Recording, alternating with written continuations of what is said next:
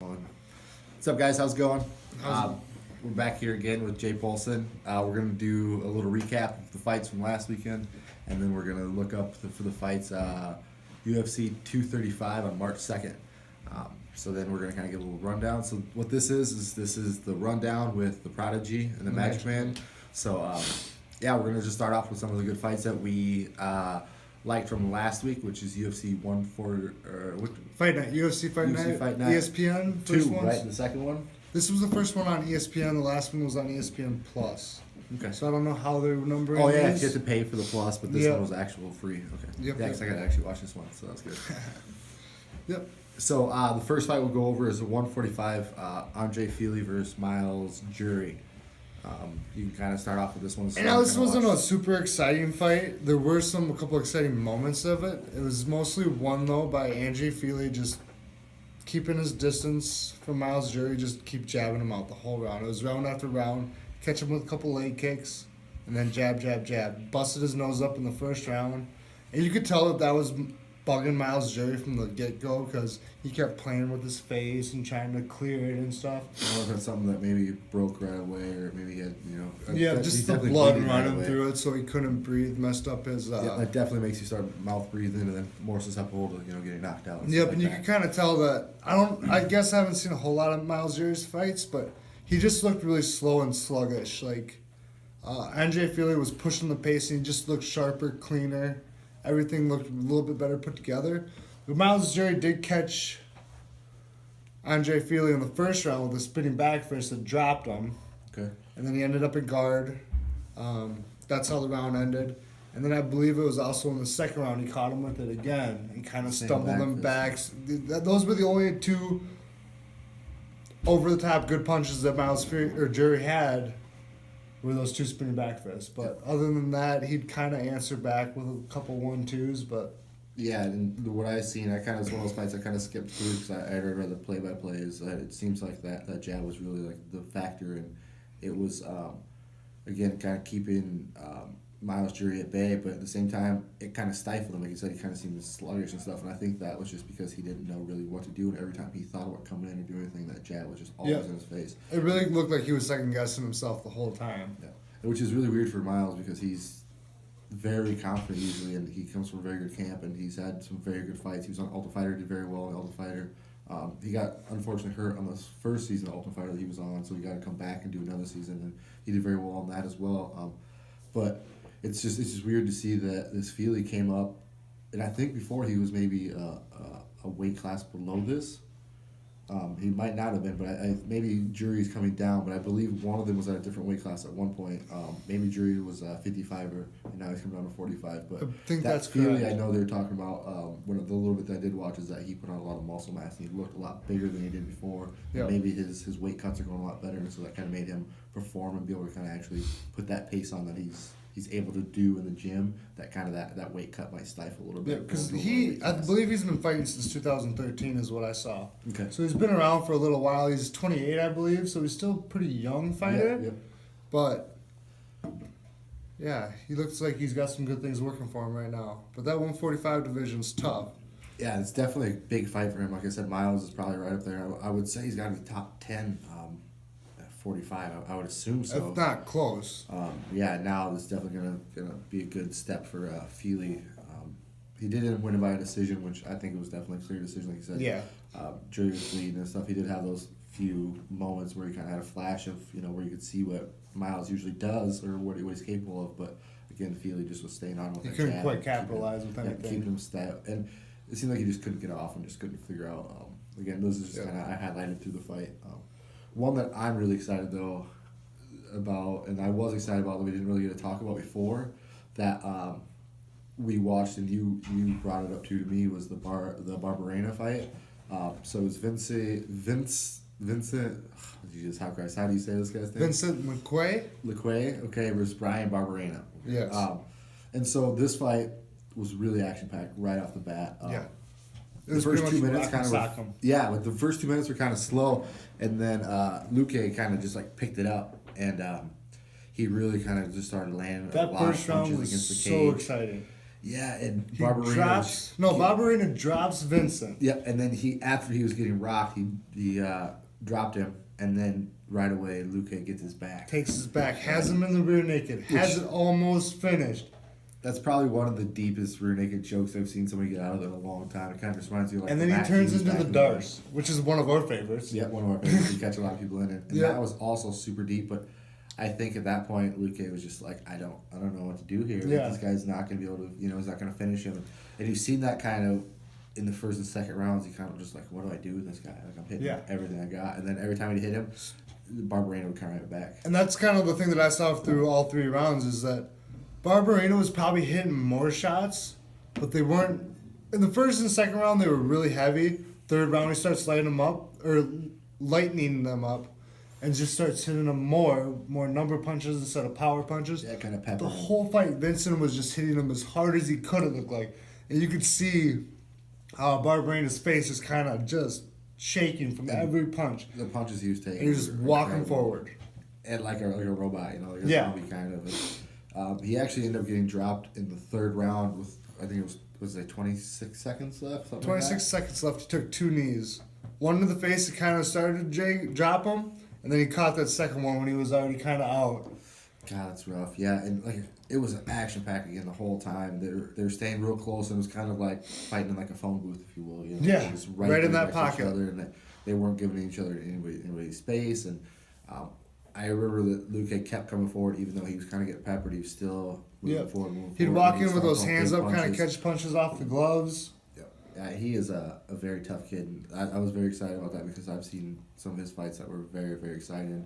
Brian Barberina's from, I want to say, South He's from Dakota. Glendale. He's from where? He was from Glendale, Arizona, I believe. He fights out of Glendale, right? But Okay. I think he's originally from somewhere like North Dakota, South Dakota or something. So he Okay. fought up there in that area. I'd have to double check on that, but I think he is from somewhere around, up here in the Midwest area. But Midwest. I think once he kind of gets his shot, it's like everybody else, you kind of got to move to a good gym. Right. We've seen a lot of guys from Minnesota do that because around here lately, we really haven't had the local MMA community. It doesn't have as big of gyms as we used to. A lot of gyms are more kind of the owners are Out getting south, out older west. and kind of moving on, and a lot of the talent is kind of moving out to bigger gyms. And we had a lot of guys back in the day who moved to Winklejohn, which you don't really hear a lot of anymore.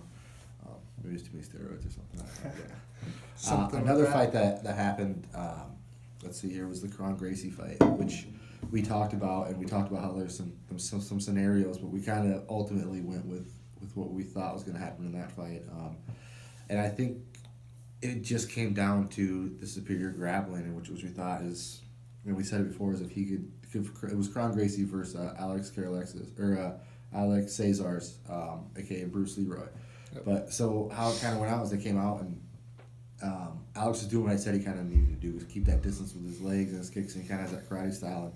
And I know within like the first minute or minute and a half or so, he landed a good hook kick with his right lead leg, and that kind of looked like it actually didn't deter Gracie at all. It kind of looked like it made him a little bit more mad. Kind of like he was like, "Oh, this son of a bitch," Right. Kind of went after him, and so it was good to see that Gracie kind of got hit, even with kind of what was it wasn't even a glancing shot. It was just it was a pretty good shot right to his face. It was a kick, which was usually a little harder. There's no real padding, and he kind of just took that and was just like, instead of being like, "Oh no, I don't want that again," he just was like, "I'm not gonna have you do that. Yeah, I'm gonna stop he you." closed that distance right after that, and And he did that good stepping in kick where he stepped a leg to get the distance, and he shot that jab over top and ducked right under to a body lock, which was awesome. And before I shared a video too on my Facebook today where it shows like an old Gracie video from 70 years ago or something crazy number, like a long time ago, where they were showing this is like one of the very first self-defense techniques to use, and it was Kron bringing it to the UFC and using it to the highest level to actually use that, show that self-defense was amazing to see. That's jiu-jitsu. And like that's Gracie kinda what Magic. that's what we teach and we do a lot of, and so hopefully some of the kids or some of the people that we train with have seen that and was like, oh wow, it's good to see that this translates even to a high-level combat sport. Just a simple technique is pushing the leg, knowing your distance, the jab, duck under it. And Kron did a really nice. He was trying to do that takedown where you weave your leg in between both their legs. Renzo Gracie actually did that in his last MMA fight, which is which is amazing. He's like 50 years old or something. Comes out and just beats the crap out of another really old guy. But again, he just did kind of the same thing. Got that body lock, got around him. And but what Kron did was he used his athleticism being young. He kind of bounced off that cage and jumped and got one hook in, pulled him down, and got that other leg in. And then he kicked out that other foot is what it looked like. Yeah, he kicked and then he gets his legs in, and by the time he got in, he was already ripping that foot off. And like something he said, I believe it was during the interview, he goes, I need one takedown and I finish. And that's exactly what it was, you know? Yeah, and we talked about that too at the beginning, and that was kind of my philosophy on this fight. Was going into it was, I know that Bruce Leroy is tough. I know that he has good kicks, but I just didn't think that if somebody like a snake like Kron gets a hold of you, he's just gonna wrap you up. And you're dealing with somebody that the UFC is literally in his DNA. Yeah, you know, it was bred from his family. They invented this, and their family used to go around and like do dojo storms, which is just one of my favorite like terms ever. I love when people do that, or like how that used to happen.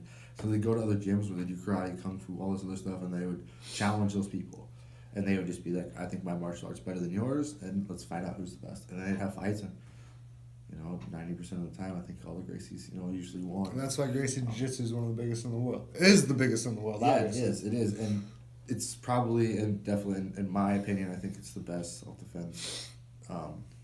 Obviously, in a street fight where there's more than one attacker, it's probably not the best to try to grapple somebody on the ground. But again, there's different things that we teach and we show it on the feet. You can help to get away from that, or So I definitely think that was a great aspect of jiu-jitsu and showing that it works from a low, from the self-defense on the mat, kind of showing a whole group of whether it's little kids, ladies, people who've never done jiu-jitsu, all the way up to Kron Gracie using against a guy who's fought in the UFC, 10, 15 times or something. This was his first UFC fight. Alex Cesar.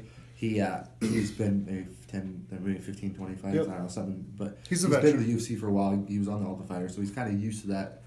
And just showing that simple technique works from here all the way up to this level. And one thing that I really appreciated with this fight is compared to Bellator was that Kron Gracie, this was his first fight.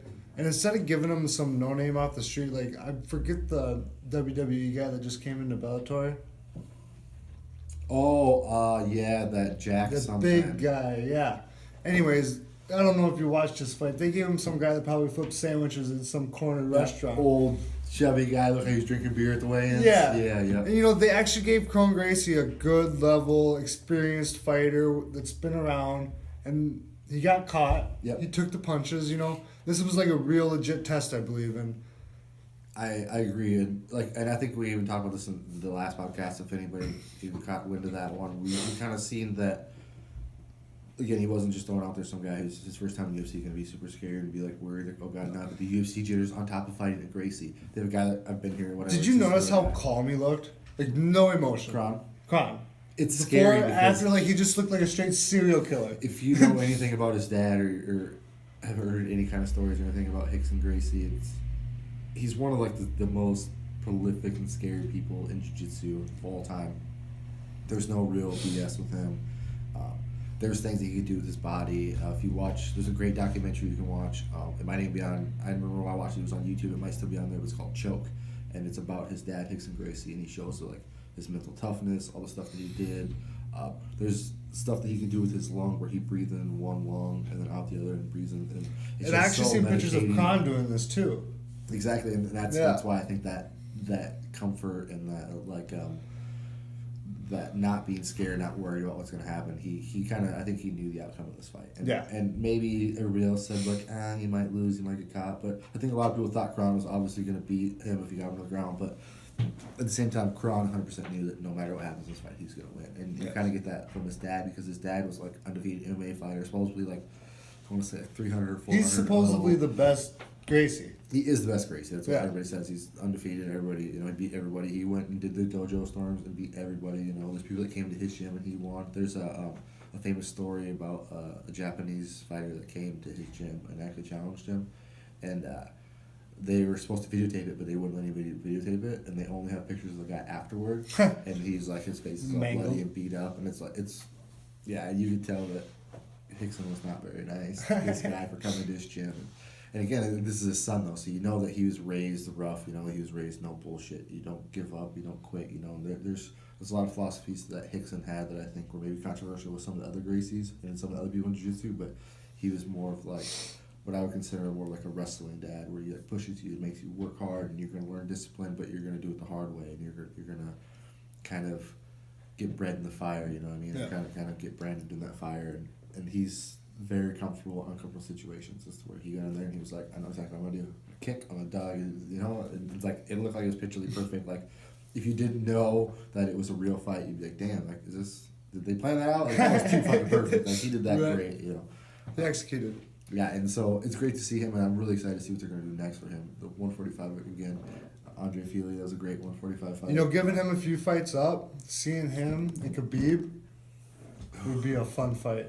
No, that would be a good fight. but Khabib's 55. I lied. I was just kidding. If he went, I mean, that's if he still made his way up great. to 55, And why not? Who knows? Who knows how easy he makes 55 either or 45 either? But again, Yeah. he's one of those mentally tough guys that I think that he's going to make 25 if he has to. You know, like Yeah. he'll push himself to that level, and I don't think his dad would ever give him time to quit either. So, right? So another fight that was awesome, and we had talked about how this fight was probably going to be good. We You know, went between for- this fight and probably the Barberina Vincent LaQuay, I'd probably give one of these two fights fight of the night. Do you know who won fight of the night? I did you not look? see. I You didn't should look look all that that up. Yeah. That was good to think about. Kid, we're just getting. I used gave to my this personal stuff, so- opinion that I gave Barberina Vincent fight of the night for Fight of the my night. personal, just because I would agree. it was yeah. just such a battle both ways around. And yeah, and like I said, they had that phone booth fight. Yeah. James Vick versus Paul Felder is the next fight we're going to talk about. 155. Again, Paul Felder is a guy that he commentates for the fights. He's been around for a long time and just a gritty guy that likes to get in your face. And you've seen that in this fight, or he Yes. likes to just be gritty. James Vick was a guy that we didn't really know a lot about when we talked about it last time, and I kind of went back and watched him again. I knew he was on Ultimate Fighter, and he did pretty good. He had some really good fights, and the guy that he lost to that we couldn't think of, that I couldn't think of the name of for life, he was Justin Gaethje, Oh, which okay. is a brawl, but he came out and got clipped by Gaethje. And I actually believe Felder called out Gaethje at the end of the fight. yeah, he said that he wants Gaethje or a rematch with Barbosa. Barbosa, right? Yep. Those are the two guys that are going to fight next. So he said he's going to be, I think it's in Philly next month. They're going to be commentating on that, and so Yep. you'll be able to hear him and talk about, probably about those two guys and how he wants to fight those, which is going to be kind of interesting to hear. The commentator actually being a fighter in that that division and knowing that he's an up and comer and it's got to be the You know, top it is. 10, I top do like 5 that now. they're bringing them active fighters as commentators now. It's fun. Yeah, and you get the side of a fighter, and you get like the actual, like look into what a fighter thinks and how a fighter, instead of like just a regular commentator or a retired fighter. Which I mean, a lot of those retired fighters know a lot too. But it's good to Yes. see like DC, who's the champ, and get his opinion. Like you're getting the People that current are so champs, active in yeah. the mix. And you know that they're working their way up, especially like Paul Felder. He's working his way up into this, and this was a good fight and a good test for him. Which he had a lot of trouble with the distance at the beginning. I think that was Because James Vick is just such a giant. and that long. I think it was his two, when it was left-handed or right-handed. It was, but I remember just sticking his head back and being like, "Oh, those suck." I had a few of those, and those are the worst. And then he was kicking that body so hard, and those long legs. Every time Felder tried to come in, and like again, he wants to fight in that phone booth, and he wasn't able to close that distance for a while. But what Felder did that was awesome was kill that lead leg of James Vick. I believe by the second round, Vick could hardly walk on it. Yep. And there was times where he kicked him and he kind of fell off his leg, and he was like, "Oh, I don't like this," or he would switch stances. You could, yeah, he was. I don't think that he usually switches his stances very often, but he was doing it just because he did not want to take He had any to. more kicks. And I could tell right away in like the very beginning of the round, or the very beginning of the fight, the first round, Felder started throwing kicks, and you could see he missed one kick, but he kicked it as hard as he could, even though he missed. He was kicking as hard as he fucking could. Yep. And he was setting everything up and going for it. So that was, it was good to see he's coming out intense right away. Yeah. He's one of those guys, too, that I think now that he's a commentator and he's kind of getting his name out there, that he wants to go out there and he's going to put on a show and he's going to prove that he's one of the best.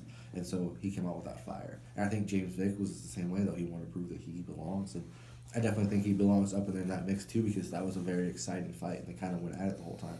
It was a little more technical, again, than the Barberena fight, but it was...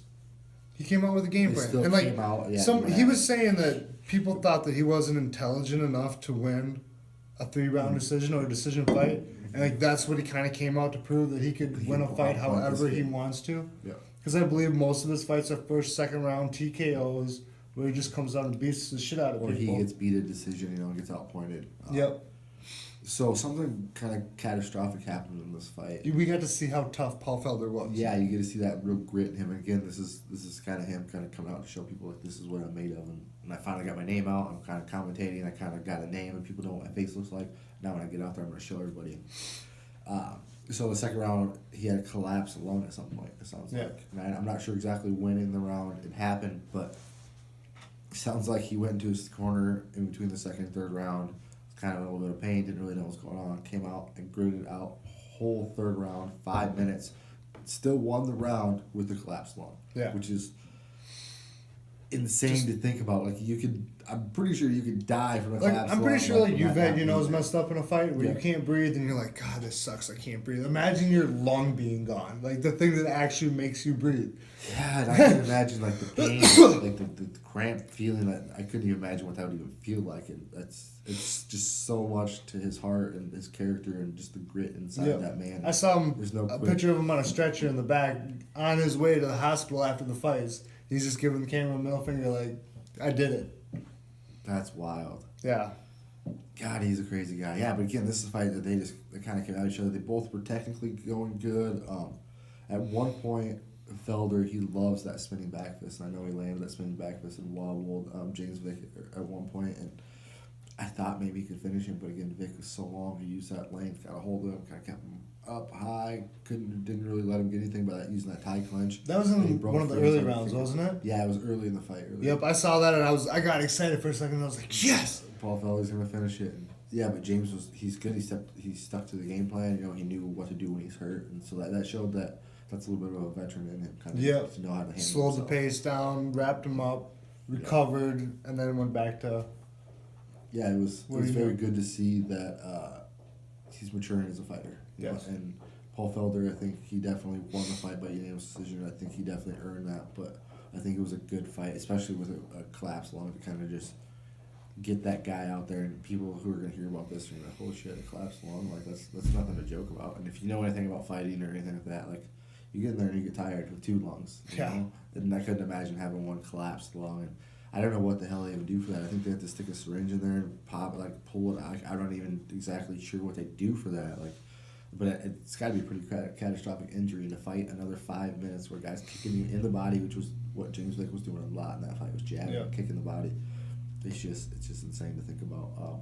Something though that happened at this fight that was very, very disappointing for us, which it's called a knockout, but I didn't consider it a knockout. You're talking about. Yeah, we're going to talk about the main event. Cain Velasquez versus Francis Ngannou. I just want to say, when he dropped, I was at Buffalo Wild Wings because I got done plowing. So I was like, okay, we need to go now. I drove the plow truck straight to Buffalo Wild Wings so I could watch these fights. And I screamed out loud, like, oh my God. And everybody looked at me and I was like, I don't care. This is one of those things that, God, It was frustrating. How long did he say? It was like 1,000 days or something, some crazy amount. His last fight was July something 2016. So it was like 2.5 years is what it ended up being. That's so crazy, and he's 46. I want to say that. 36, yeah. Which is, it's getting up there for fighters, especially. And I didn't realize this until I had watched the lead up to this fight. Was that Cain had so many injuries. I mean, he had a torn labrum, he had a knee injury, he had to have surgery, a back injury. And then he came back from his back injury. In the next fight, he ended up getting bone spurs on his back. Yeah, which is the last one. That was the last one, and now his knee gave out again, and it didn't look good when you see him go down in the fight. There was a good angle. I think they showed the first angle, which was the back of Ngannou hitting him, and then there was an angle where it was the side of them, and you can see that it kind of looked like rabbit punches. A little bit caught him on the back from Ngannou, but it didn't look like it was anything that hurt him. And then when he's falling, you can see that his leg twists at a weird angle, and then he screams. He and then turns he falls, and screams. and when he goes to his back, that's when Francis really lands that first real shot. It kind of looks like that's the one that rocked And I was him. listening to the Fight Companion, And there was an angle where it did look like he might have got clipped with an uppercut on the inside. On the way in when they were trying to wrestle. So he took those couple shots on the back. Yep. And he had him against the cage, Kane did. Yep. And he got clipped with kind of an uppercut right before he fell. So there would have been a mix between the knee blowing and that uppercut.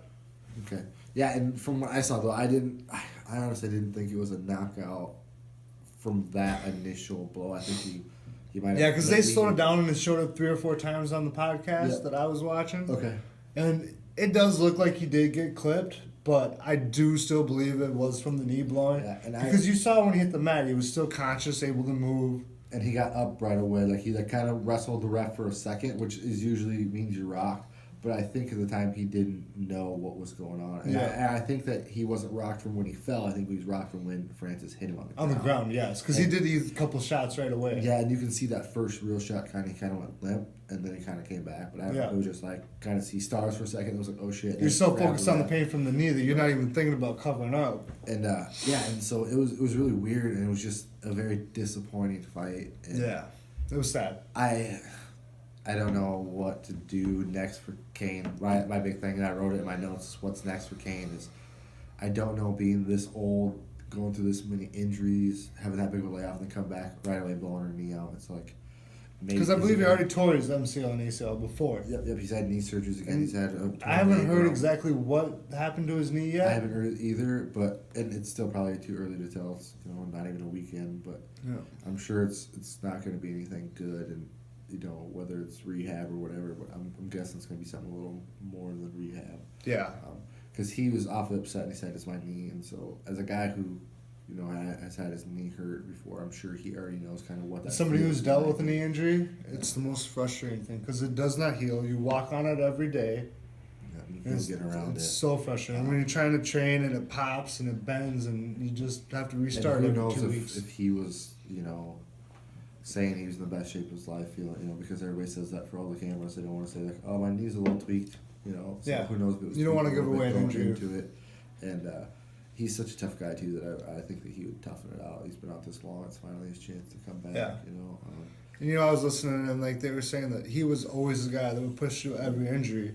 He had that such a mental toughness that he would push so hard it didn't matter what hurt. And now it's all starting to catch up with him, Right.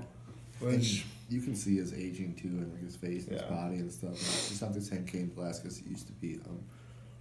And it sucks because I feel like injuries kind of robbed him of his glory and how good he could have been, Yeah. And, well, I mean, he's already in conversation for the greatest of all time. Heavyweight. Yeah. And I definitely think that he could have went out without a doubt been that. And I don't know. There's a lot of guys now, maybe Couture or Cormier, that could have beat him. But since Cormier, Cormier's even came out and said that I cannot beat Kane. Yep. And I think since Randy Couture, that's the last guy that's been as dominant as a wrestler, able to get a hold of people, take people down, and drag them out, and keep water at that heavyweight division and keep that pace. I think that's the last guy that's been able to do that, except for now again Cormier, but they won't fight. Yeah. And so, and again, Cormier says he can't beat him. So, yeah. But who knows? Because with Kane's luck, he'll get freaking hurt, and then.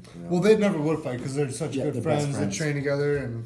They've made each other the best, but again, in a perfect world, they did fight. I did see some interviews where they're trying to set up now the Cormier and Ngannou. I see that too, but Cormier says he won't because he's like, I won't fight him, I won't beat him, and it's not worth it. But I just seen they say that. Yeah, they say that before we came in here. I said that I seen one of those little things on your Facebook comes up that Dana White said that Francis isn't going to fight Cormier next, and Cormier already has somebody set. He already has Brock? his next. I don't know, but Brock? it didn't say who, and so I'll have to go back and read when we come back and we kind of go over some of this stuff. We'll come back on an update for that. But again, that Kane fight was just such a disappointment to everybody, and me especially. I love Cain Velasquez. I love watching him and love that heavyweight pace that he coming back to watching your heroes die.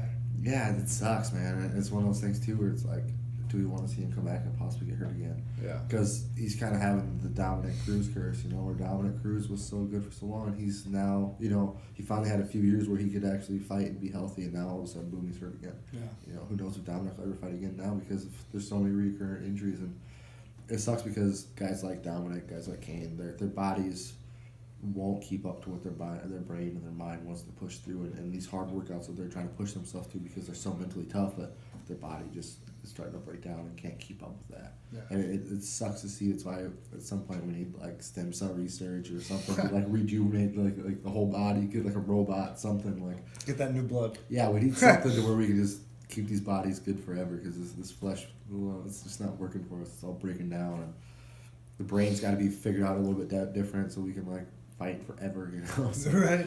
there's a lot of us, especially these guys, man. Like, there's so much good talent. These guys just they can't keep up with and their mind is just so upset, and it's gotta be so depressing. You could and see hard the for them. frustration. He was yelling when he got up and Yeah, turned he around. screamed, and he did the thing that you don't really do. You show your respect and show that, and then No. once he got done with respect, you see that again. He let out and he swore, and you could tell he was just screaming as loud as he could. Yeah. Just that frustration and that just everything building up to just doing so much hard work to this, then all of a sudden, bam, your body Totally. just doesn't work out. And mentally he was like, I'll fight this guy 100 days in a row. Yeah. For 100 days I'll fight this guy, no stop. But his body won't last. Yeah. So it's very upsetting to see somebody like him come back again and just not live up to what he can and what he's possible of and what he has been able to do, just because again his body's breaking down, he's getting older. So hopefully, unfortunately, I hope he retires now, just because it's hard to see somebody that good come back and just keep getting hurt again. And Yeah. it's not doing him mentally any better, or anything in the long run. And I'm sure that he's going to be able to run the AKA gym and, be able to help a lot of those guys and be actually a coach and do all that stuff. But it's hard for a guy to quit. He was a national champion wrestler. He's Actually from ASU. Yep. So he was fighting in front of his home crowd. Home crowd, and that was one of the big things too. That I think that's just going to. He was just so frustrated. And I feel bad for him. I know I do. It sucks. I've been there, where you live up to, and obviously never even a percentage of close to that high of a level, but you still kind of, you feel for a guy, and you know what it's like to kind of have something be that hope and just kind of fall apart on you. Yeah. So another fight though that happened that was a very good fight is MVP. I actually heard this was a horrible fight. It was a horrible fight. I heard that it was turned into a wrestling match with Is two that of what the happened? greatest stand-up fighters around right now. See, I didn't watch it. I just heard They that both it was- decided to wrestle because neither one of them wanted to get hit by each other. It makes sense. Yep. But it's Paul Daly versus Michael Venom Page, MVP. Michael Venom Page. Big thing about this fight is when I read it, this is one of the fights because it was on, what did you say, like? DAZN. The Zone, whatever that is, yeah. So you guys are rude because you have to pay for that now, but whatever. No, so when I read about it, because again I just read it because I didn't pay for it, is just a play-by-play. And what I read was basically like the first 2 rounds of the MVP, the second 2 rounds went to Daly, and the third round or the fifth round was up for the air. So whoever won that last round was really gonna win the fight. And it sounds like MVP kind of just edged it out there at the end. Yep, and all I heard was a recap from Shab and Joe talking about it Okay. on the companion. Yep. And how this was probably one of the worst fights that could have happened. That sucks too, and that happens a lot when you get 2 great guys that are good stand-up fighters. It becomes a wrestling match. Or Like 2. Ngannou and Lewis. Yeah, that was horrible. And it's been reoccurring a lot lately too. Yeah. Where you get 2 wrestlers that just try to stand up and they're just like standing in front of each other because nobody wants to take that shot or get sprawled on. It sucks. But that happens. That's the sport, and when you have that much on the line and that much pressure. And then Daly comes out talking shit, how he usually does, saying that Yep. Bellator's protecting their money in MVP, and that's why he lost this decision. Is that what they're saying? Yeah, that's what Daly's calling. Yeah. He's trying to call He's for always a- been that guy. Yeah. Yeah, so again, I didn't watch the fight. I don't know, it sucks that 2 guys this good come out and put on a stink fest, but it's been happening a lot lately. Yeah. I guess, it's matchups, but you want to see 2 guys that are good go at it, but you can say whatever you want until you get in the cage, but once you're in front of a guy and he's hitting you and you kind of feel that timing and that speed, and you're like, I don't really feel as comfortable as I thought it was, and that sucks, and you never know that until you're there, until you're in that cage staring at that guy, and you're like, oh shit, this isn't what I thought it was going to be, I've been there. Who's like, the guy I'm that gonna just fought kill this Cowboy? guy. Who just fought Cowboy? I'm having a blank. Not the last fight, the fight before. The young kid. Darren Till? Nope. The one- After Darren Till, the guy from Jackson Wink. That took Oh, over. Mike Perry? Mike Perry. Like Yeah. Mike Perry says, Oh, yeah. Yeah. Well, the corner's yelling at you to go in, fight. He's like, fuck you, you get in here and do this, you know? I want to go, I want to hit, but I don't want to get hit. And I think he's gonna hit me. He's faster than I thought. Like, yeah, there's so many things going in your head, and everybody's yelling, and yeah. And if you haven't seen that video, look it up. Mike Perry talking about fighting. It is like the perfect example of what it's like to be in there. And just, it's so funny that somebody that crazy and that rash, like, actually came and was like, this is what it's like. Right. And somebody smart wasn't like, well, this is sometimes how I feel. He's like, no, this is exactly what it's like. And every fighter's ever been. And he's one of those exciting fighters that's gonna go out and brawl. And that's just still the way every fighter thinks. He throws just bombs, and he's been cut. He's a great guy to watch too. Mike Perry is a fun fight. It's a fun guy to watch. So Daly was a stink fest, unfortunately. So the next fights that we talk about, hopefully there's not as big of a stink fest. This card is so exciting. From the prelims to the main event, every fight looks like it could be a fight of the night. Yeah, it could Has be, potential. but unfortunately we've been kind of screwed off with some of these fights. But a lot of these, I mean, there's too many good ones to talk about, but we'll talk about maybe, I don't know, 6, 7 of them right now. But Start with the prelims. there's got to be one great fight on this card. And I'm not sure exactly which fight it's going to be, but I know that there's potential for a lot of these fights to even... Even just looking at the list right now, I'm trying to pick one that I'm so excited for. And they're all just good. They're all good. And they've got... And there's too many good ones right, that I know there's going to be a stink fest. Like, one of these are going to pull a Francis Ngannou and Derek Lewis. One of them's going to, but I just... There's so many that I hope that don't. You're just like, you're sitting there, it's got to be one bad one, but at the same time, I just hope none of them. And I hope they're all fight to be your candidates because they all have definitely potential to be it. It's kind of a weird time for them to just put on this big of a card. Just March 2nd, just out of nowhere, they're just throwing this many good guys. So we'll start with the prelims. You can go ahead and start with whichever one you want. Start with Diego and Mickey Gall. Yep. This is one that is... This is one of the ones that we're excited for because Diego Sanchez is the Ultimate Fighter 1. Yep, the original. The original winner. Yep. Old as dirt now, fighting the young buck Mickey Gall, who came off of CM Punk. I believe he's had one fight since then. I think he won 1 or 2 since then, but yeah, I'm pretty sure he's undefeated. He's on his way up, being like the new young guy that's making a name for himself, fighting that veteran. And he's a young, good-looking kid. He's talented. He's very well-rounded. Yeah, he talks well. And he presents himself well as a martial artist and as a fighter. And, he's exciting, fun. It's good to see his style. It's going to be exciting to see his style of kind of being that more technical fighter. And kind of, he's a good jiu-jitsu fighter. Obviously, he submitted CM Punk, but that wasn't really a testament. Yeah, a testament to his skills. But we know that there's always good talk about him and how good he works and his work ethic and his capabilities in the gym. So it's good to see him go out there against a vet again who's going to come out against a complete savage and a guy that is going to brawl with him and a guy that can wrestle. That can go anywhere. Can do it. Yeah, he can do it all. And when Diego first started, he was more of that wrestler, take you down, beat you up kind of guy, ground on you. Then he turned into that brawler kind of style. And he's still now that brawler that just loves to go after it. Yeah. One of my favorite fights was Diego Sanchez, Gilbert Melendez, where they just brawled the whole time. Can you pick a favorite Diego fight? I mean, there is a lot. You got Nick, you got BJ, you got he's fought everybody. He really has. He's been around again since the very first Ultimate Fighter. The UFC blew up and really became a mainstream sport. Yeah. Before it was even now what it is now is an entertainment sport. But he's a company man. Yeah, he's been there and he's done everything. He's been through 15 nicknames or whatever, 12 camps. So I don't even know where he's training now. I'm hoping it's still. I believe he's still at Jackson Lake. He's still at Jackson. So that's good. Mickey, I think he comes from. I want to say somewhere around the East Coast somewhere. Yeah, maybe Jersey or something. But again, it's a good, exciting fight that I don't think Mickey's going to let Diego brawl with him, but again, Diego's going to brawl, and he might catch Mickey with a good punch and drop him, but sadly, I do believe this is another one where we watch a hero die. You think so? He's like Mickey Gall's. He's still young, but I feel like he's had enough fights, and I think Diego is just kind of getting to the end of his road. I think he's been through too many wars. I agree. I think that he's close. He's definitely on the end of the rope. He's definitely holding on by strings.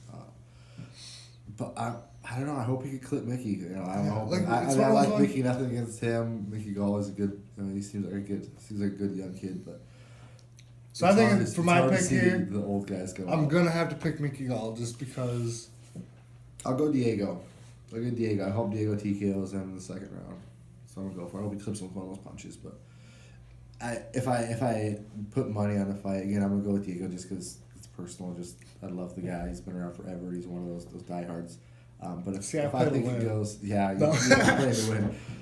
But if I were to go for it, I would think that Mickey probably at the end of the day will pick Diego apart. It'll be bloody at the end of the fight, you know, and it'll just be one of those fights again where Mickey's good enough to keep his distance and keep Diego off of him. Yeah, I believe if he fights smart, he can.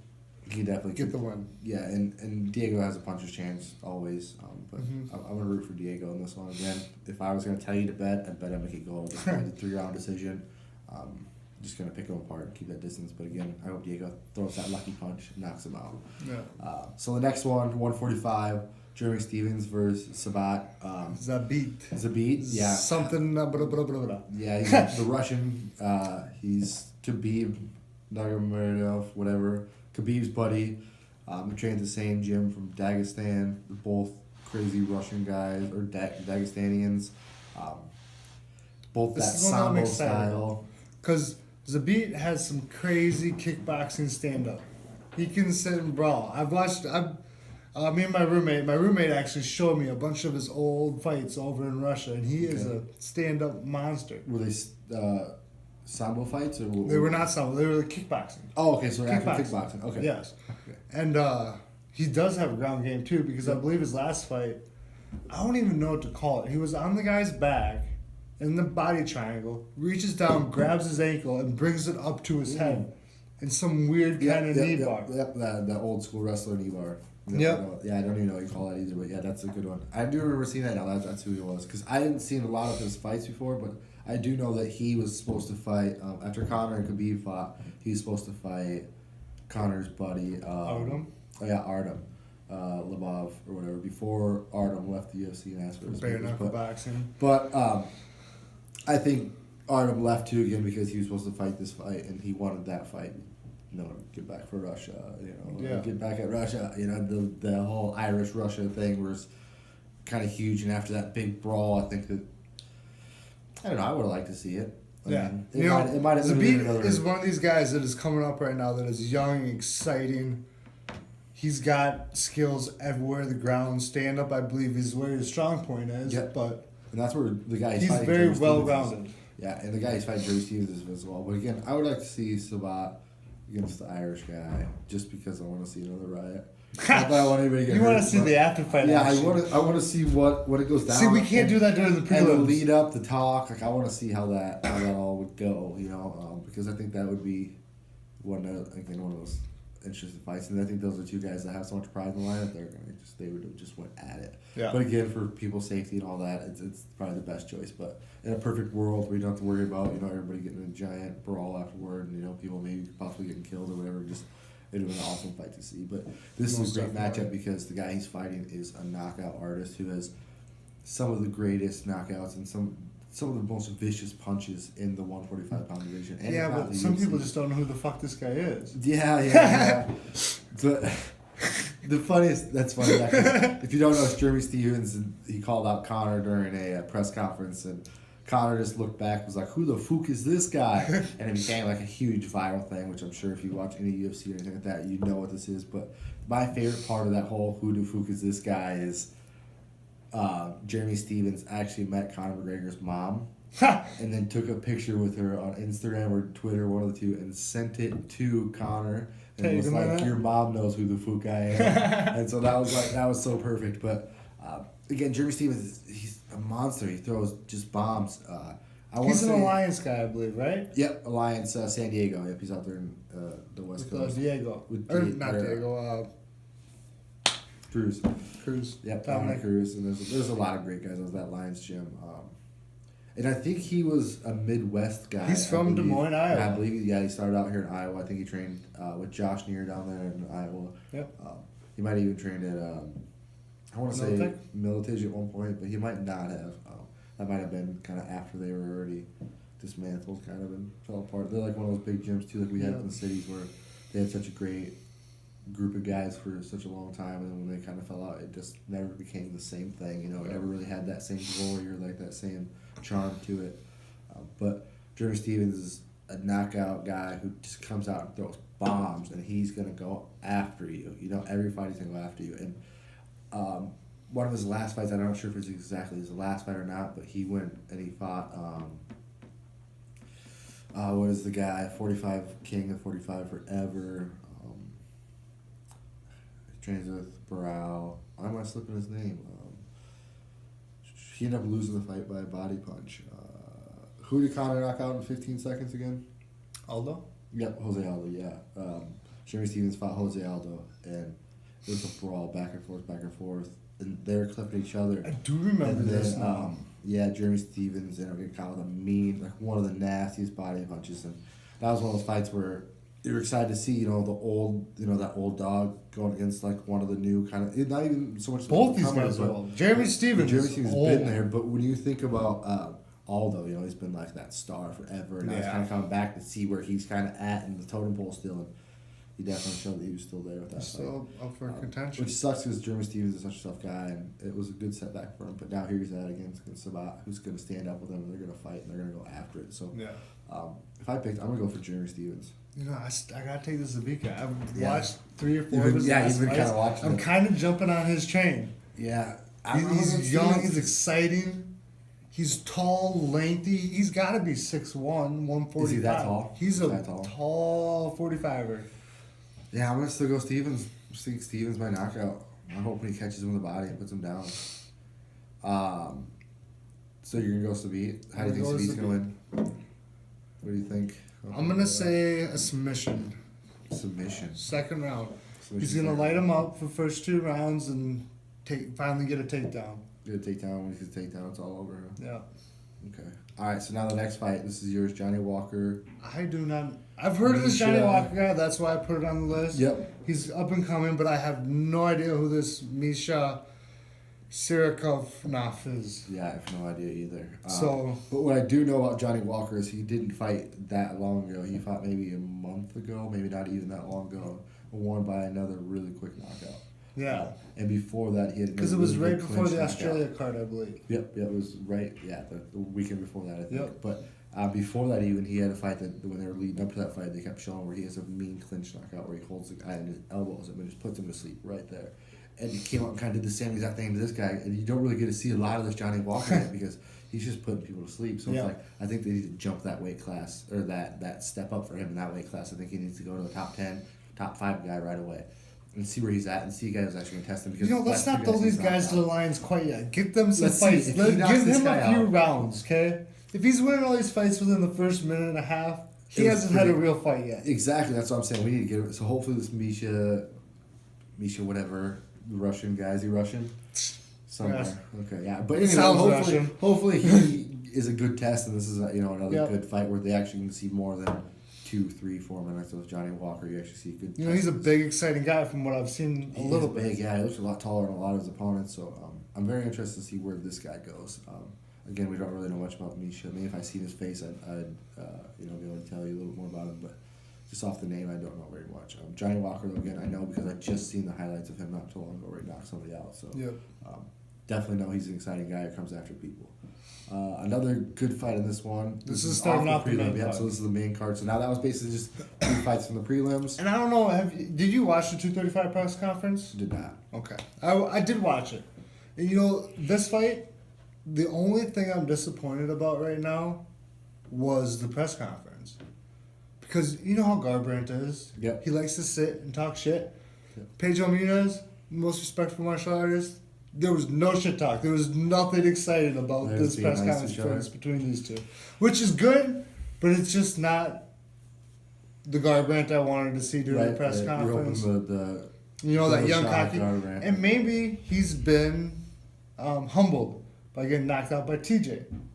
Yeah, it's very, very possible. He maybe realizes that he's not that young top dog, because he came out, knocked everybody out, guns blazing, took out Dominic, and then got knocked out twice, I believe. Yep. By TJ. Twice by TJ. in the first fight, it was a little closer than the second fight. Big thing about this guy is, and TJ kind of pointed this out, and he said it before the first fight and kind of proved it in both the fights, is I just don't know if Garbrandt has a chin. He does not take a good shot. He gets rocked very, See, very he's easily. got to, because he was a goes world-class after it, boxer coming into MMA. I think he got starched a couple times boxing. And Okay. quit boxing for, I think he, if I'm not mistaken, he quit doing any kind of like combat sports for 2 years. Came back to MMA and he got knocked out really bad when he was an amateur as well. Okay. And I know now you can look that fight up online about Cody getting knocked out before he fought in the UFC or anything. He was knocked out pretty bad, stiff all the way, head hit the mat. And now these two, pretty decisive beatings from TJ Dillashaw. I just don't know where his chin's at, and so I don't know much about this Pedro guy, but I know that Garbrandt's definitely probably another one of these guys that's on the end of the rope, and if he gets knocked out again, I definitely wouldn't want to see him come back and fight again, just because of his personal health and everything. But with that being said, TJ just got knocked out too, but I think the TJ knockout had a lot to do with that weight cut and just taking too much, because he's a guy that walks around at probably 40, 45, cuts to 35, but he's already just ripped.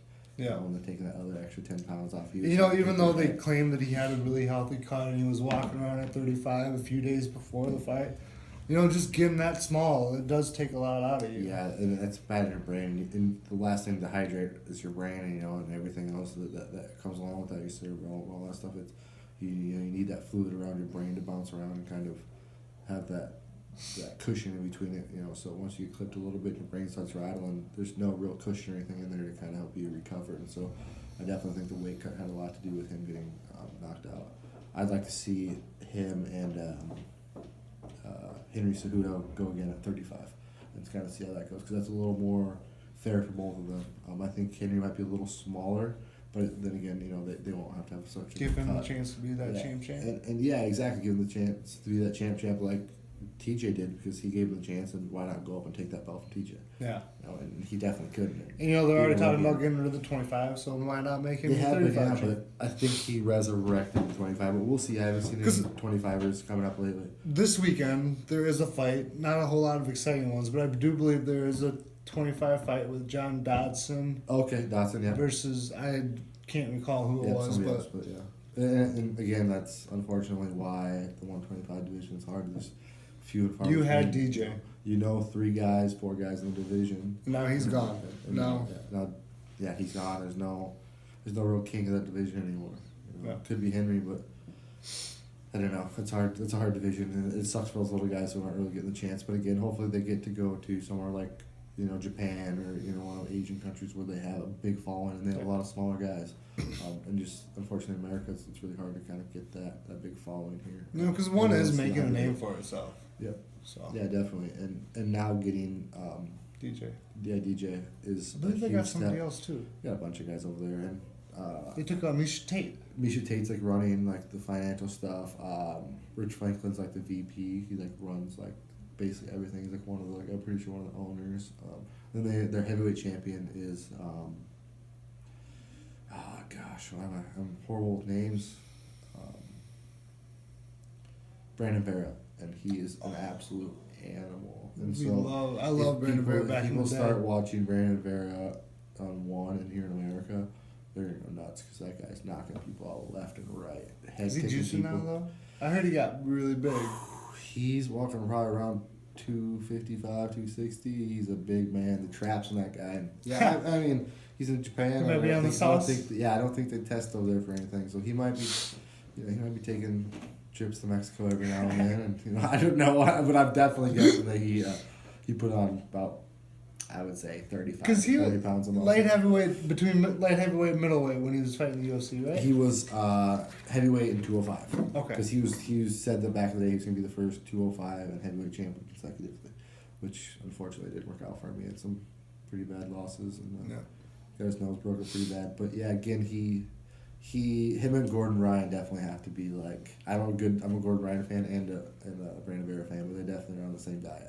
They're definitely going to the same nutritionist, and they definitely both put on about 40. What's all that horse meat? Yeah, whatever the hell they're getting in Mexico.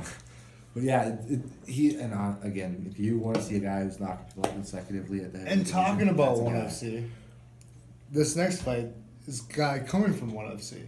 Is he? Ben Askren. Oh yeah, okay, that's the next one. Yep, yeah, Yep. Aspen, that's right. He was the 170 champ, retired because he was sick of beating people up over there, and He's like, now he's finally getting his chance to. And like he said, he's gonna run through the whole. because I remember when he 170 retired, division. he came on Joe Rogan. Yeah, Jerry. And he said, I'm done. I have nothing left to prove over there. The only way I'll ever come back is if I get the opportunity to fight the best in the world. And now he's finally getting that chance, Yeah. coming to the UFC. And the guy that he is fighting is considered probably, I would think, he's gonna Started be at one of- 17. Yeah, he's gonna be one of the. He's got to be a Hall of Famer. Coming for sure. from Militech. Militich, yep. Militech. Yep, he's Robbie Lawler versus Ben Askren is the fight we're talking If about. you already didn't know. At 170, Robbie Lawler is fighting Ben Askren. Again, Ben Askren is the 170 champ over at one. He retired. I mean, he's Fighting the former UFC 1 20-0 champion. or something. I mean, he's got a lot That's of. insane. Yeah, and whatever he is, he's undefeated. I mean, nobody's even came close to beating him or anything. Maybe he might have got clipped once or twice in a couple fights, but from the way I've seen all the fights I've seen of him, he just When he was on gets around Rogan, people. he said that he didn't get hit for a year and a half. Yeah, not one punch was Not landed on him, one and punch like landed in 4 or a 5 year and a fights, half. which is amazing, and it goes to show how good he is at wrestling and just get a hold of people. And he is stifling one of the everything they funnest do. fighters to listen to. He is a very good character. I watch He his knows how to Monday talk some shit. Motivation, and I watch his. He has his own academy, his own wrestling academy. where he's, Wrestling Mindset, I believe it is. Is that what it's called? I think it's. I think the one I have is just Askren Academy or something like that. But He's got a couple different things that yeah, but he shows follow. like techniques every now and then, Yep. just different stuff. But he's very, very motivational. He's very much about putting out the word about wrestling and how wrestling helped him, and how he thinks a lot of kids should get into wrestling, and that will bring you a good, good discipline, show you kind of motivation and stuff like that. And so he's very adamant about that, and very. I believe him and his brother were both national champions. Was his brother as well? Yeah. I know he was an amazing wrestler, like one of the. If best. he wasn't a national champion, I know he's a very good college wrestler His also. brother as well, yeah, Yeah. which makes sense.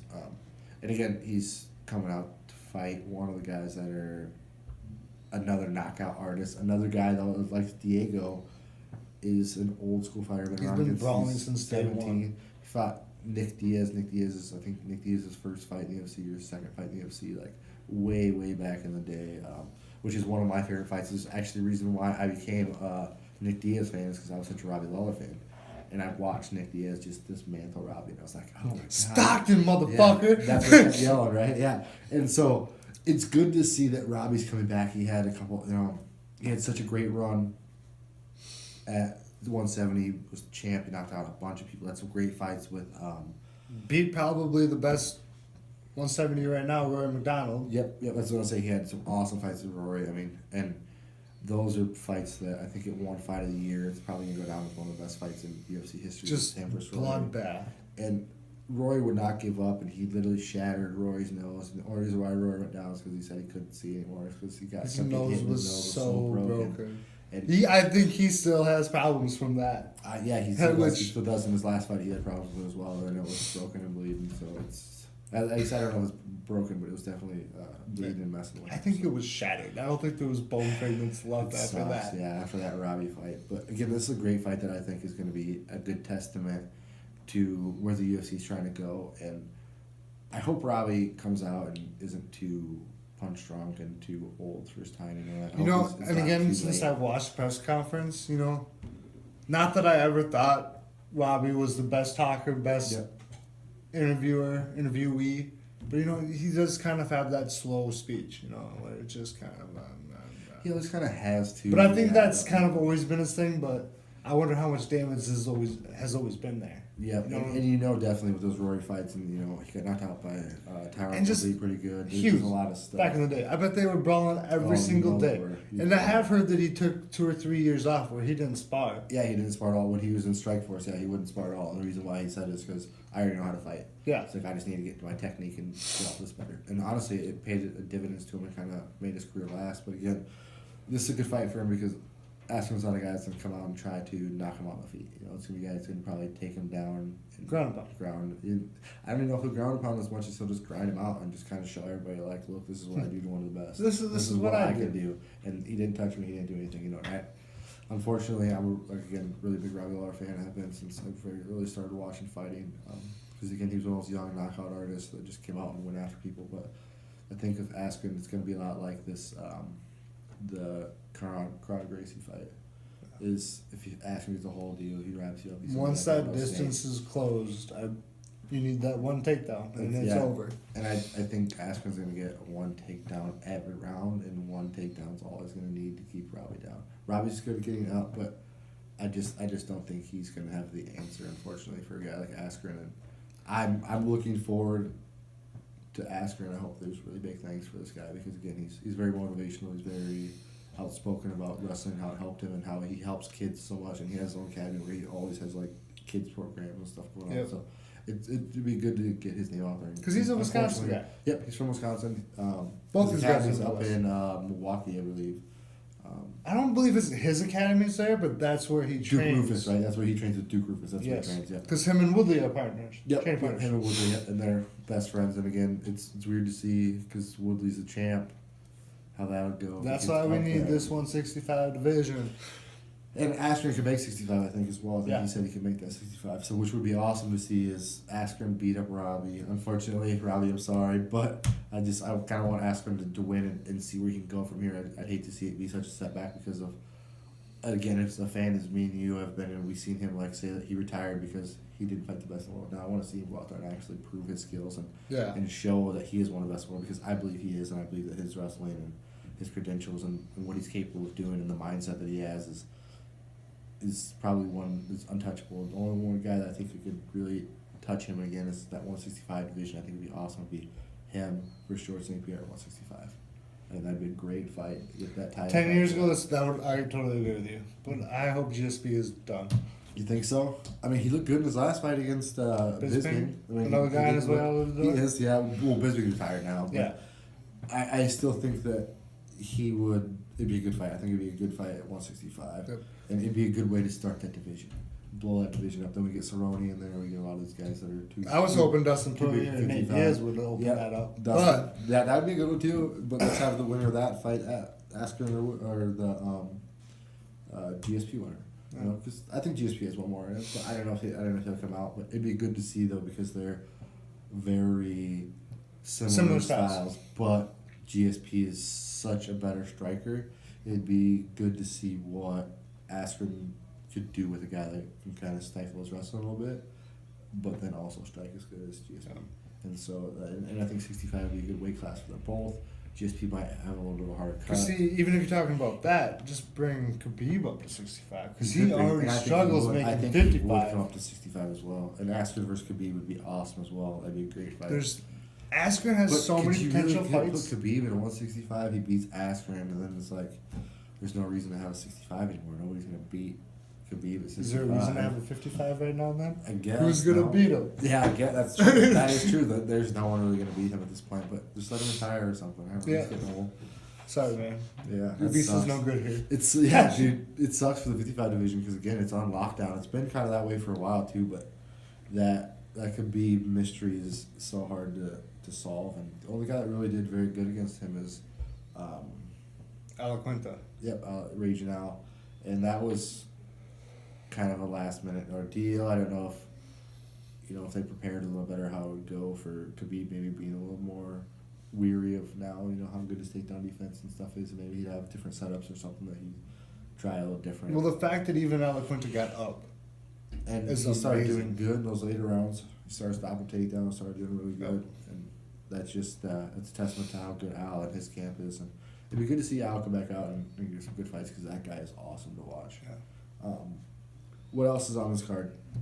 Mr. Tyrone Woodley. Oh yeah, Woodley. That's right. Yeah, we were just talking about him. Fighting Carl Usman or whatever. Yep. Yeah.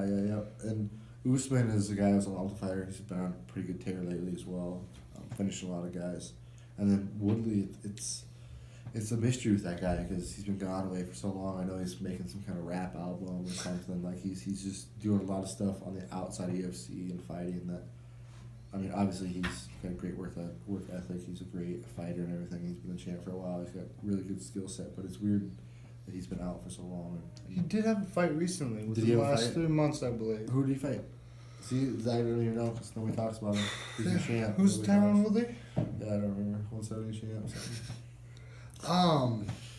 I do believe in December sometime. But he did have a fight recently He then. did. I just don't remember it. Yeah. Did he win? He did win. I know the last fight I remember him fighting was he fought the Wonder Boy.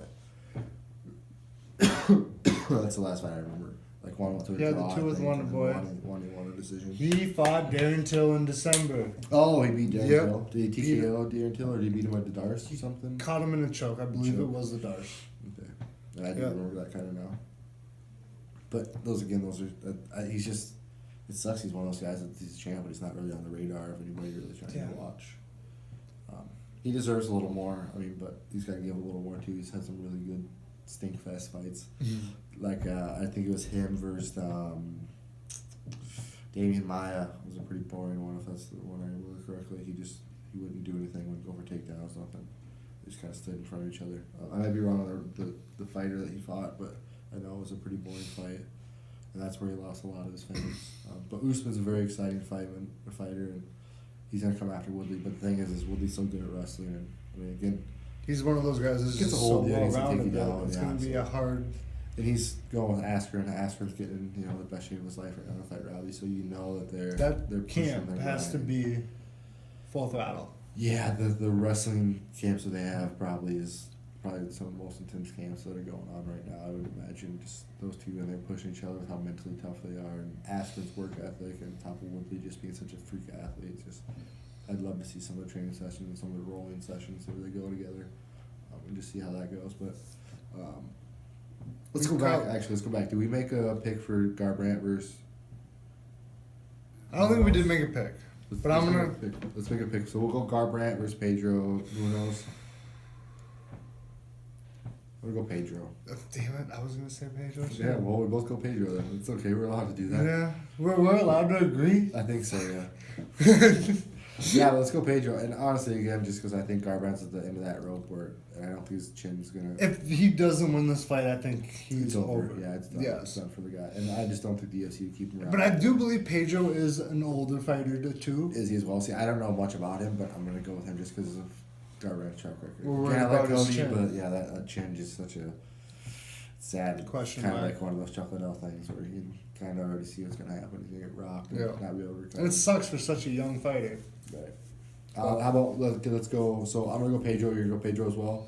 So we're gonna take Pedro Munoz over Cody Garbrandt, and then we'll go for the 170 Robbie Lawler, Ben Askren. You go ahead and pick. Taking first. Askren. Yeah, I'm gonna take Askren as well. I think that Yeah. just again that's I'm stifling. hoping this is style. Robbie's last fight. It's sad. I love Robbie again, but it's gonna be, and it sucks because if it goes the way I see it going, it's just gonna be a bad night for Robbie. You know, the It's only gonna thing that look- I'm it's worried gonna look about- really bad. And it's probably the only thing that Dana was worried about bringing Askren into the UFC is that it's going to be boring. It might, but again, But he's it's gonna it's stifle going to be everything boring Robbie's for gonna do. most UFC For fans, the casual fans. the casual fans. But Yeah. for people that love this sport and love the wrestling, love the jiu-jitsu, it's going to be exciting. I agree. So, Yeah, I think just Askren's gonna get a hold of him. And it's like again, it's gonna be one of those fights where it looks bad for Robbie, and it's gonna be a rough way to go out. So maybe he'll get another fight. Maybe hopefully he doesn't get roughed up too bad in this fight. He kind of just gets out wrestled and maybe a little ground and pound, but nothing too crazy. Again, I don't think it's gonna be a battle or war of like heart and There's not attrition gonna be a like brawl. him and it's gonna be like him and Rory. Rory. I just don't think it's gonna be that kind of a fight. But again, I think he's gonna get tired. And he might get submitted at some point because Askren's gonna stifle him. So I'm gonna pick Askren. You're gonna pick Askren again. Again, I think it'll be a decision for that fight. Garbrandt, I think Garbrandt's probably gonna get knocked out, TKO'd at some point or submitted. Just he's gonna get caught at something. It just sucks, but that's just the way it seems lately with his luck. So Woodley versus Usman. you know, I kind of want to take Usman in this. I think he's got a fighter's chance. He's got a few really good wins recently, from what I heard on a podcast. And That's where you get all your information. So the podcast. I listen to MMA podcasts all the time. This is what I do for your research. Yeah, and he was actually on. He's a small town. He's from. He's a Nigerian nightmare. Yeah. Okay. Yeah. Isn't he? No. Woodley's from Flint, Michigan, right? Originally from somewhere around there. Possibly. Something. Anyway, keep going. Sorry. Anyways, but Usman, it's a good story. He was like 7 or 8, migrated over here, I believe somewhere in like Kansas, Midwest. Yep. Became a college wrestler. Ooh, that's rough. I don't think he went up to Nebraska. Cause what is Askren been calling him lately? I don't know. He's been calling him out on Twitter and Instagram. Oh, Askren's been calling out Usman? Yeah, just talking shit. Just trying to talk him up for his buddy. Yeah. If I pick, I'm unfortunate. I'd like to see Usman win, just to kind of mix up that division and kind of. Unfortunately, Woodley's one of those guys that you don't really look forward to seeing fight, and it sucks because he has a lot of raw talent. He's had a lot of good fights. But he's been a reigning champ, but nobody likes him. And nobody really talks about him, which sucks. The only time somebody talks about him is when they're trying to fight him, or they're trying to pick a fight with him. Or he just doesn't give a shit. That guy was going after him for a little while. Kobe? Yeah, was going after him. Covington was kind of going after him for a little while, but really that's the only time we really heard about him for a long time.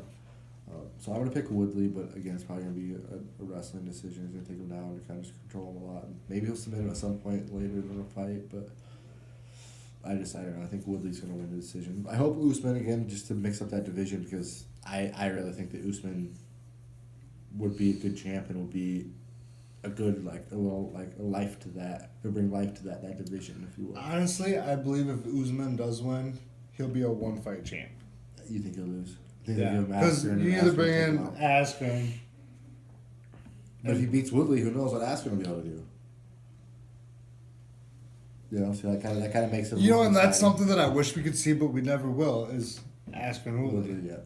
But I mean, we'll just see how this all plays out, because Askren might get his ass kicked by Robbie. Yeah, and exactly. And he could get knocked out, and then Woodley Woodley wins. They make that. That's the thing about the sport, is there's no guarantees. Yeah. That's why it's good to have these. It's fun to do these picks and kind of debate on some of these. But again, I'm gonna pick Woodley by decision. That's a safe bet. I'm taking Usman by decision. So the main event, that's one that I'm really, really excited to talk about. I want to get into is Jon Jones versus Anthony Smith for the 205 championship. I think the whole world will agree that everybody wants Anthony Smith to win. I think but so. Jon Jones, being the GOAT, is going to win. I think so. He's definitely in the running for the winning. Obviously, everybody kind of hates Jon Jones. But they don't really like him, but they all know how talented he is and what he's capable of doing and what he's done to everybody he's ever fought.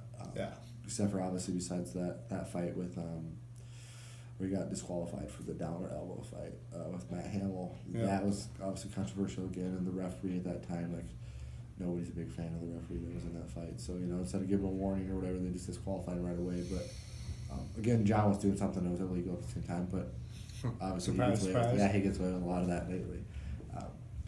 But everybody else besides that, Gustafson, everybody, which a fight that I wish I would have been able to see, which everybody would have been able to see, was Jon Jones versus Anthony Rowan Johnson. That would have been a great fight to see. But unfortunately, it never was one of those fights that came to fruition. But with Jon, everybody knows he's dominant. He can wrestle, he can kick, he can punch. He can submit people. He's submitted some of the best people, and he's beat a lot of the best people in the world. He's beat Cormier in a couple of those fights, where obviously they were controversial with the whole steroid stuff. But I think that you can't take away from his skill set, even though, steroids and all that stuff and the picograms or whatever crap that everybody talks about. I don't think that takes away from his skill set, and you still have to kind of realize that he is a real deal threat and to anybody in that division, or even if he goes with the heavyweight, he's a threat to anybody in that division as well. So with Jon, it's hard to root for the guy, but then it's hard to root against the guy at the same time. Yeah. If you're a betting man, you're gonna bet on Jones. But if you have morals or whatever values or whatever you want to say, you probably go against him. But Anthony Smith is a guy that, again, he's beat some of the guys that Jones beat as well. He's been around forever. People probably don't even realize that. Yeah, he's been around for a long time. I think he's 31-12 or something is his record. I mean, I know he fought around here in the Midwest. He's fought here in Minnesota even. He fought one of the guys that's on our gym, or from our gym, Logan Clark, on one of the local shows before he became one of those standout guys in the UFC. He was fighting here even in Minnesota at the local shows. And so it's crazy to see that this guy's put in the time and work and finally he's up here. And he's an exciting fighter. He finishes fights. Goes after people, man. Yeah. Like, he went after. He's got that Midwest fucking drive. Rashad Evans, he beat the crap out of. Shogun Hua, he beat up really bad. I believe he knocked out Rashad. Knocked out Rashad. And Shogun. I think he beat up Shogun. Yeah, knocked out Shogun, if not choked out Shogun. But yeah, he beat up both of them, finished them both. And this is a guy that, again, he's coming after, and he's very well spoken. And the thing what I like about this guy is he's tatted up. He kind of looks scary. He's got the bald head. He kind of gives off that, like, I don't think this is a very nice, well-spoken guy. You wouldn't assume that, and that's again judging the book by its cover. But once you hear him talk and start doing the interviews with Jon Jones, and he kind of is really giving himself to the public, you're like, wow, this is a really good guy. Yeah, and you hear him talk, he seems like a very decent, good human being. And when you hear him talk, you can tell that he's very intelligent with fighting, and he's a very good fighter. Yeah. IQ, and he knows what he's coming into. He doesn't care about what John's done before. He just knows what he's capable of and what he can do. And that's very good to see. And he said before in a couple of interviews I watched is that a lot of these fighters go into the fight already afraid of Jones and already beat by John, where he's not going there. He's going in there. If John's going to beat him, he's going to beat him in the cage. He's not going to beat him leading up to the fight or any of that stuff. And that's very good to hear that mindset of a guy that. Which you hope that he believes it. Yeah, yeah. It's one of There's one thing to say it to everybody watching you, but it's one of when you're really going in against Jon Jones, it's like.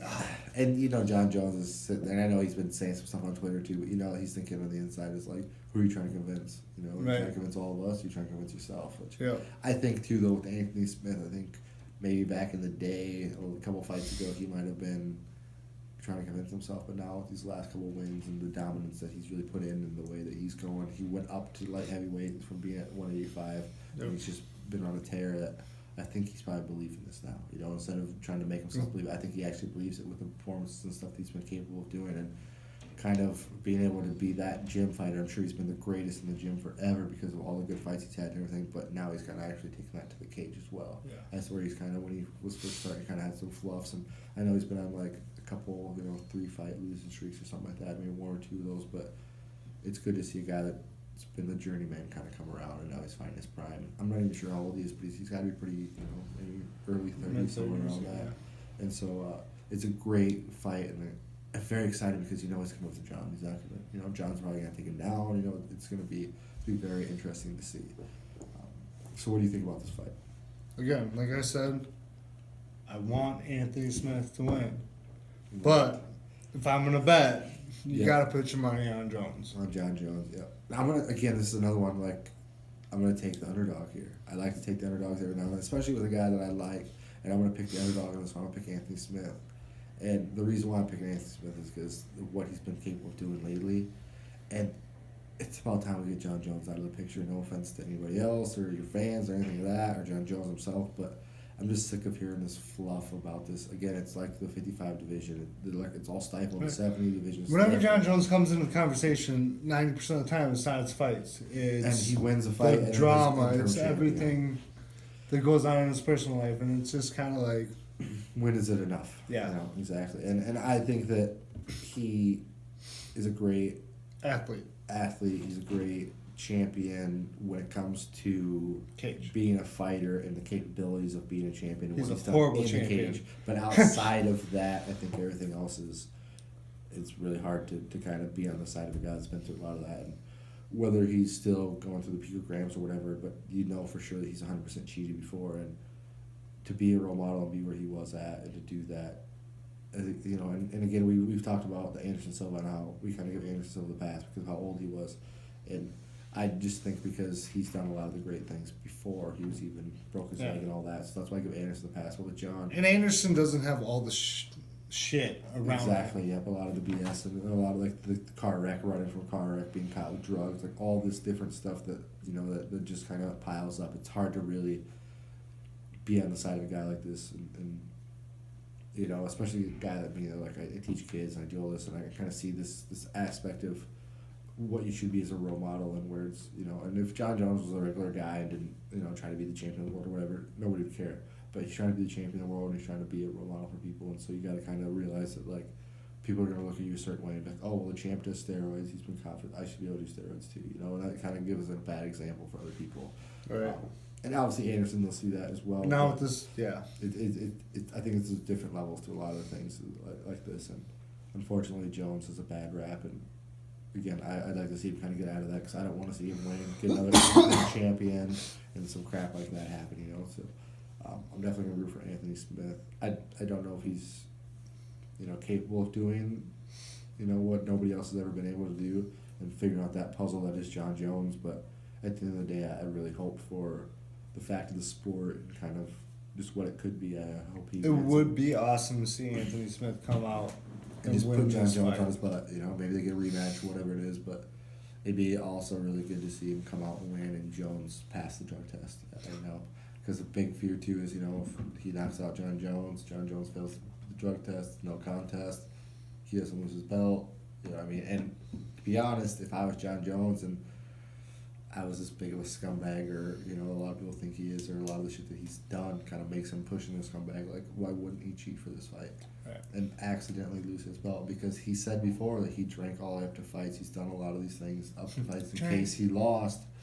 Yeah, he gave himself a reason. And now he's like, oh well, I lost Anthony Smith, but I wasn't in the right mind. I started doing steroids again, blah blah, doing drugs, whatever it is. There's always that what if factor now with Jon Jones, and I hate that there's always that. And if you don't watch a lot of his interviews or haven't really followed this from the very beginning of him kind of being in that first car wreck and kind of having that fluff around him and that bull crap that he's always dealt with, I don't think you really understand what he's capable of or how schemingly he's willing to be the best in the world. And I definitely think that that's definitely something that is a viable option for Jon Jones, or somebody that's manipulator or somebody like that, to do something to where he's sniffing coke the night before the fight, passes his pre-fight weigh-in, after the weigh-ins he passes that, but then he's got a bag of coke, does some coke, failed his post-fight test, whatever, lost the fight, whatever it is.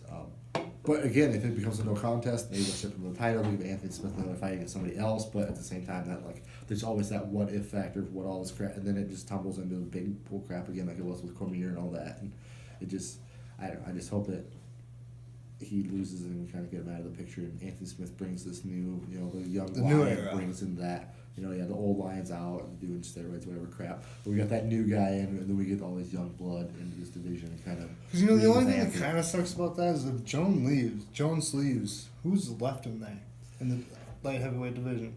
I'm sure there's a lot of guys. I guess you got this Johnny Walker guy coming up. Johnny Walker's coming up. Let's see. There's got to be a bunch of guys in that division. I know he's beat up a lot of the older guys, but there's got to be. I guess he's still got Gustafsson. Yep, Gustafsson, and I don't think Aiden Smith's fought Gustafsson yet. Cormier could come back and fight Anthony Smith. You know what I mean? There's a lot of. But I don't think Cormier. I think Cormier said he's retired. Did he retire last night, or not last night, but on the last fight? He hasn't officially retired yet. I don't believe. About it again. I think he's still questioning that one last heavyweight fight. Right. But I don't believe that he'd come back to light heavyweight. Because we were talking about earlier that Dana White said that his fight's confirmed. And so he's supposed to be retiring within a month, and I know he's still talking about retiring, but it's weird. I wonder if maybe they're going to see who wins this fight. He'll come back to 205 for one more chance, keep his heavyweight and 205, be the undisputed, 205 and heavyweight champion, leave that way. That'd be cool. Leave as a double champ and not have to, get that belt back that he had to get rid of. But it's weird that they get rid of that belt, let John win it. And it just kind of screws up that whole 205-pound division because there's always that what if with Jon Jones. So again, I'm going for Anthony Smith. I don't know if he's capable of it with the skill level and the stuff that he has, the bag of tricks he has because of how good John has been. But again, if John wins, I hope all that controversy is behind him and he can come out and be the best champion of all time, and maybe even he'll be one of those guys that resurrects his career. He comes back and like Joe Rogan says, there's nothing better than a guy who has everything, fucks up his whole life, goes back to the gutter, back to the bottom, makes his way back up, and then becomes better than he ever was, And that'd be great to see for Jon Jones. And again, I hope that, but with a lot of the stuff that's gone, I just don't think he's proven It himself to seems be realistic. up into this spot, and they just kind of like, oh, you had a mistake, but here's your gold and your glory back. You know, I feel like he kind of could have worked back into that a little better and kind of done a little bit more as a person and as a fighter to work his way back into that position. But that's just kind of a personal belief again. And Anthony Smith has been doing the right things, saying the right things, and I think it's his time and he deserves it. And again, that's coming from a guy, the Midwest guys. I've seen him fight in person, you know, and so it'd be good to see a guy that I've watched personally in the cage, in a little small cage, make it to, you know, be the champion of the world. So that's awesome. Because this little guy dreams, right? Right. That's what we always had, you know, and you still have. And I unfortunately, my brain won't let me keep doing it. But that's just this is a great example of what it can be, and to show that people can come from a small town or small place, small gym, and make it to this. Because I know back in the day he was with a team called Disorderly Conduct. And I'm not sure if he's with them still, but they were just a bunch of roughnecks that trained hard, you know. And we were, back in the day, like I said, it was the wild, wild west of MMA. And he was one of those guys that was out there putting in the time, putting in the grind. Again, he's 31-12 or something. That's a lot of fights. Against a lot of good guys. And who knows how many more there are. That are unsanctioned or whatever, you know, he just showed up and fought in a bar or whatever, you know, because we had those fights, you show up at Fort Dodge, Iowa, and like, oh, middle of the bar, there's a cage, go get in. You're like, all right, cool, let's do it, you know, so. Yeah. I don't know, that's basically going to be our rundown for today with all of these fights. Hopefully we get some good picks. We have to give a shout out because our Evangeline took third place. Yeah, with the Pan Ams in California. That's huge. That looks really good for our gym as well. Yeah. And it's just a testament to our coach Dan and the things that he does and the things he teaches. Again, it was her first time ever going out to a big competition, so I'm sure there was nerves, you know, and kind of getting used to that competition. And from what I kind of had a small conversation with Dan, is that she lost to the girl that ended up winning first place. Yep, yeah, and it was her first match right away. Then yeah. I think she came back and won another match, and she ended up getting third. Yeah. And so she won one, lost one, which, I mean, your first tournament, she's 12 something else. She's very young. Been really dedicated to this, and our coach takes a lot of time and puts a lot of effort into those kids and to us adults that put in that time and effort that want to compete. I believe that we have two going in August to Vegas. Smash and her. And I want to say Tate's going to go down, but they're his family. I don't think they're going to compete. They're going to watch. Yep. So we have some, you know, so that's good to see.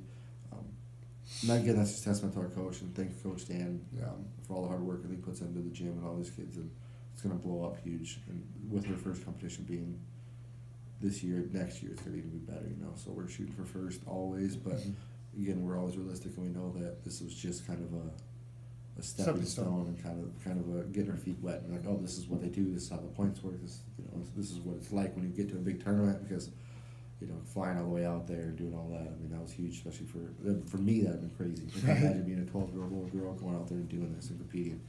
So it's great to see that her family was able to do that, and that, you know, that they had a lot of help. You know, with her mom selling food and stuff like that. They came around as a community, and it was great to see that they had a lot of people help them make that trip out there and kind of get that experience. So, and she went out there and she competed and she did well. The match that I seen, she did very well. It was the match she lost, but she did very well. She did a lot of the things that we work on in the gym, and she stuck to her guns. And you know, I think she ended up getting outpointed or maybe submitted at the very end, but it was very good to see her. The first match she got outpointed. She got outpointed, right? Yeah. That's what I thought. So she lost by points to the girl that ended up winning the tournament. Yeah. And so that's awesome to see that, you know, it's that close. You know, we're there. So what we're doing is working. Yeah. And I'm sure when Coach Dan comes back, that's what he's gonna be saying to us too. We're gonna be working on stuff. Yep, this is what we're working on. This is what we need to do. This is what worked good. This is what didn't work. So there's a good thing about having that evil genius in your corner. Yeah, and you know that he was out there just like Donna, writing notes. Like, yeah. Okay, let's do this different. We need to put our hand here. You know, there's different grips. Like, yeah, and again, he's that, like you said, that evil genius, the mad scientist of just, and you can tell his brain's always running of what we need to work on. Not to say you're evil, Dan, but for the other teams, it's evil. It's evil. The things he teach us, like it's like Cobra Kai, right? Yeah. So again, this was the rundown on the Prodigy. This is Jay Polson, Magic Man. The Magic Man, Jay Polson. I almost forgot. We're going to do more of these kind of rundowns, fun podcasts. This is probably a little shorter. I'm not even exactly sure how long we're running. I feel like we've been here for 7 hours. Yeah, I feel like we did a pretty good podcast. I'm fighting this cold, and my medication's been wearing off for like the last 20 minutes. So I'm starting to feel it. He's starting to get out of here. I know he's been having some car trouble too, so we're going to get out of here. But one thing I want to say before we end is I've been having some people kind of give me some pointers and stuff on some of the topics that we've been talking about, like the silent killers and stuff. And at the end of every one of these podcasts, I have a picture that comes up, and it says the Cystic Fibrosis Foundation, addiction awareness, and also it has the suicide hotline on there. So if you're trying to talk to somebody, you're kind of going through something like a struggle, whatever you need, that hotline is on there. Again, after that, our email's on there. Email us. I check it every day. I'll get back to you guys if you guys need some kind of number, somebody to talk to, anything. Just let us know. Again, that's just kind of coming from some of the people who talk to us and kind of were maybe even looking for that number or somewhere to get in touch with somebody and kind of talk to somebody about some of the stuff that they're going through. So again, email us, or that's at the end of the page or at the end of every podcast. It'll come up. It'll be Cystic Fibrosis Foundation, again, addiction awareness, and the suicide hotline for anybody that's needing that. Hopefully nobody does, but again, if you do, it's always there. And this podcast, it's a lot of fun, and we're doing a lot of stuff, but at the same time, we're trying to make a good point and kind of bring out a lot of light on a lot of stuff that maybe touch us personally or some of the people that are around us. And so the next podcast we're going to do, or at least I'm going to do, is me by myself with a guy named Dax that we train with, and we'll talk about kind of how he went through. He went through some struggles. He's been in the military for a lot of his life. Had cancer. He's a survivor of cancer. Is still in remission. So we're gonna get that story, and hopefully we don't get Dax to cry. It was a big thing. He's like, you can't make me cry. So we'll kind of get this in here. We'll talk to him about the cancer again, about where he grew up, all that stuff. It'll be basically just another podcast about getting to know the trials and tribulations of Dax. We'll talk about some video games and stuff, some of the stuff that we kind of get into, and it'll be great. Look into some of the guys that we train with again, and kind of get back onto the track of what a lot of these podcasts will be about, as well as a lot of the fun on the side, and kind of just getting people's point of views on what we think and some of the fights and stuff like that. And so at some point we're going to get more people in here as well to not just me and Jay breaking down fights, but kind of maybe have a debate about some of the fights or some of the stuff, and kind of get more people. That's, again, stage 2 once we get all the new equipment and the more mics and stuff like that. But just make sure we subscribe, like, share, comment, tell somebody about it, whatever it is. Again, word of mouth, social media, those are the best ways to kind of get this out. And so the ones that's going to make this happen is you guys. We're going to come out here and put out the best materials possible, take all the feedback, and kind of get the best podcast we possibly can. But again, it kind of comes with a lot of help from you guys. So we appreciate everybody that has helped us so far, especially me. I mean, I'm the one that kind of put this together, and Jay's kind of jumping on board and helping with a lot of this stuff, which I appreciate immensely, man. I can't thank you enough.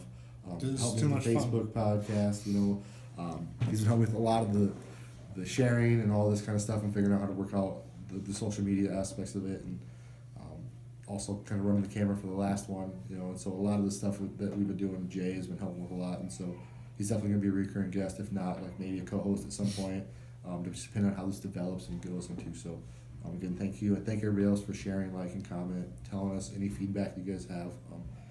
It's all appreciated. It's all taken. It's not taken with a grain of salt at all. We all take it to heart, and we're gonna try to make this the best as possible. So we appreciate everybody. And again, all the information you guys need to know about suicide awareness, all that stuff is gonna be at the end. Just kind of stick through after we kind of close off. It'll be there, right? It'll be the first one to come up. And then our website and sponsoring us, all that stuff will be up there as well. So thank you guys. And I'm the Prodigy. This is the Magic Man, and we're out.